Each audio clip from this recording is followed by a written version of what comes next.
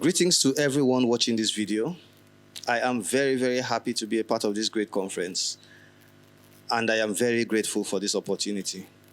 My name is Opubo Braide. I'm a researcher, music educator, pianist, music producer, sound engineer, among many other things, just as most creatives. I am currently deeply involved in archiving traditional African ritual and social performances, often presented as live masquerades or mini orchestras.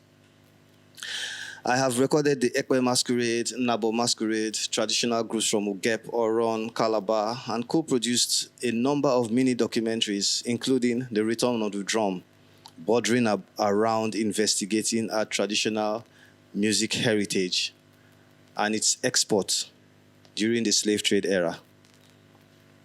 This experience gave me a deeper understanding of West African drum grooves, vocal harmonies, and even left me with more questions to ask. It has also enabled me to hear its roots in wider modern pop culture in a deeper sense, while at the same time encountering musical scales that don't exist in Western music and may not have even been analyzed and defined in a global, accessible format. And please don't get me wrong, there's a lot of literature, research articles, and all that online with a wealth of information. But if I would speak about the southeast or south region where I grew up, there's a lot of information being lost. We have Laz Ekweme, Sam Akpabot, and many others who have done extensive research on African music. There's an interesting research article I stumbled across by Laz Ekweme. That was concepts of African musical theory. Yeah, very interesting. Now, looking at the history of African music and its documentation, in classical music, we study eras or periods like the Baroque period, the classical period, Renaissance period, Romantic period.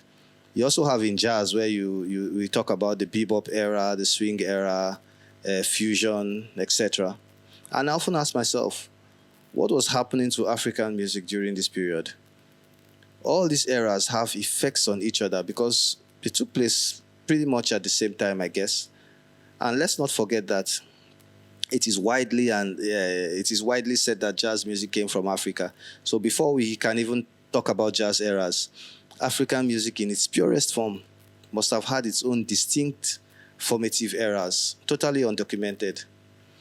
It's no news that there's so much history getting lost by the day, with the custodians leaving Earth every day.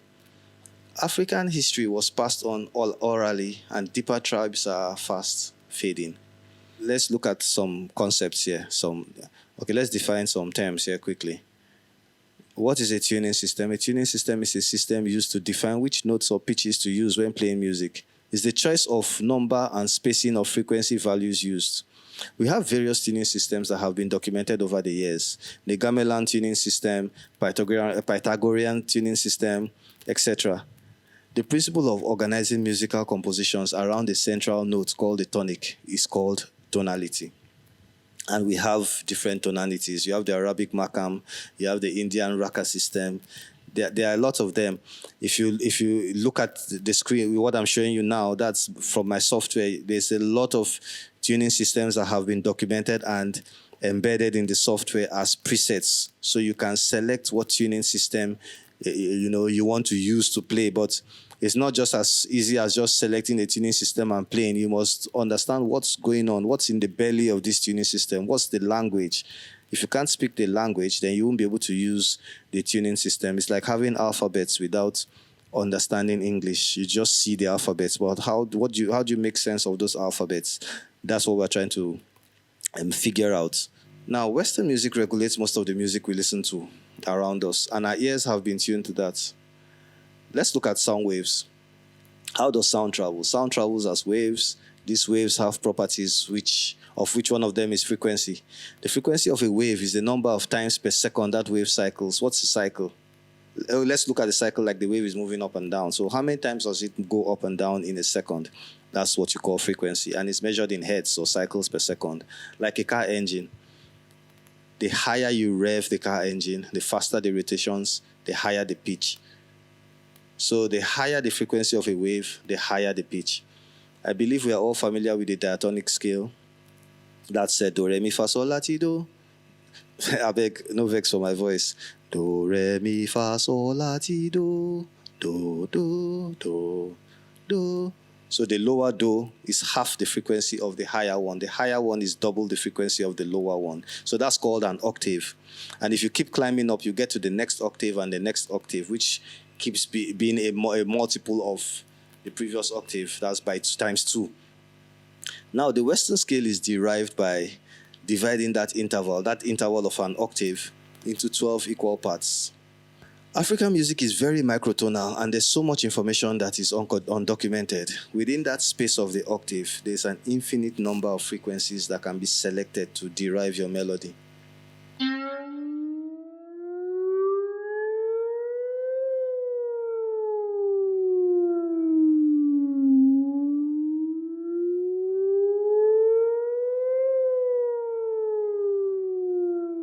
And I think that melody has to do with the natural melody of the language. The natural melody of the language greatly affects the tuning system. Southeastern Nigeria, with its diverse languages, has a huge vault of untapped musical tuning systems and scale temperaments. That's what I discovered when I started. I mean, it became more obvious to me when I started actually documenting these things. What are the harmonic elements that give our music its identity? What's that thing? What's the it? You see, music and language are very much interrelated. Language consists of phonemes, and all musical systems consist of notes. Both spoken language and music are generated from a set of sounds carved out from a larger possible set of sounds. Now, in language, we find the same word, same set of letters, but different accents, different dialects, and interpretation. Same as in music.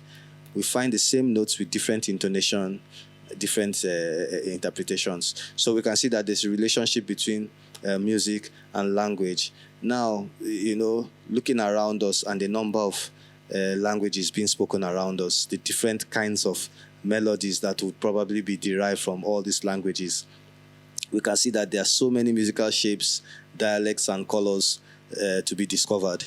So let's use a color wheel to illustrate. We have the 7 colors of the rainbow. The first color wheel, you can see, is divided into distinct colors, following the colors of the rainbow. The second color wheel we've started breaking it down into shades. And the third color wheel is like a wash of colors transmitting almost seamlessly through the shades. That's the same thing with the frequencies or the possible notes that can be derived from one octave. So the Western scale divided into 12. I mean, you can divide it into 13, you can divide it into 5. It just depends, but there must be some logic behind it. And that's the logic, we're trying to analyze from the different recordings I have done so far. This is still work in progress.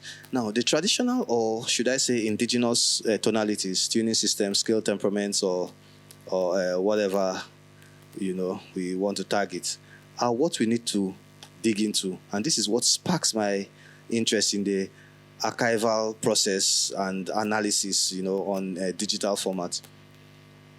This goes beyond the music. The element that gives music its identity goes beyond the language of composition and instrumentation. What I have been doing is I'd record these mini orchestras in multi-track format, so I'm able to separate the harmonies. And by doing that, I should be able to analyze the frequencies they land on, try and see how they get their harmonies. What are those notes? What are those frequencies? Because they are not the conventional diatonic scale, which I said do, re, mi, fa, sol, la, ti, do.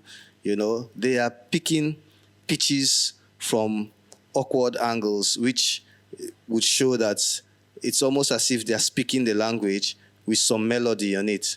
Okay, I'm going to play a few examples that I believe captures what I'm trying to say. The first will be based on a phrase, a spoken phrase in Igbo dialect.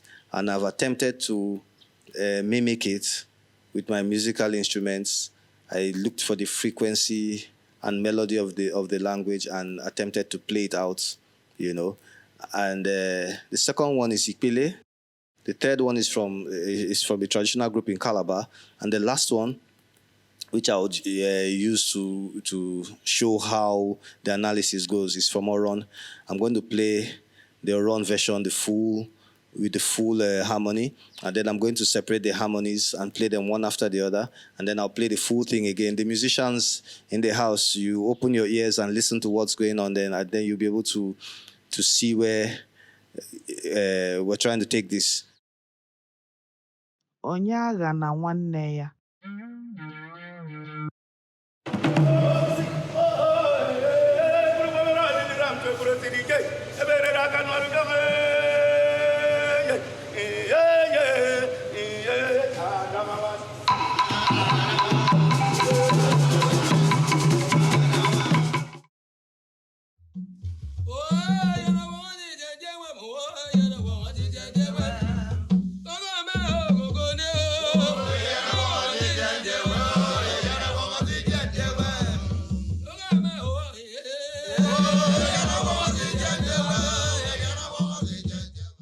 Diari levo yigi mame go brawi go ba kumung sing agar gi fiang yo kone avni gonge veno.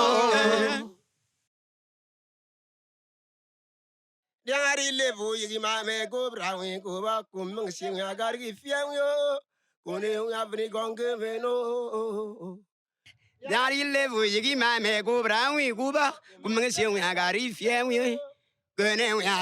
veno.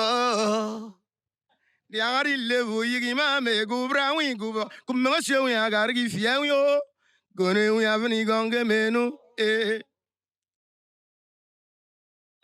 Yari levu yiri mame kubra wi kuba mangase wi agargi fiewi kone wi afri gonga meno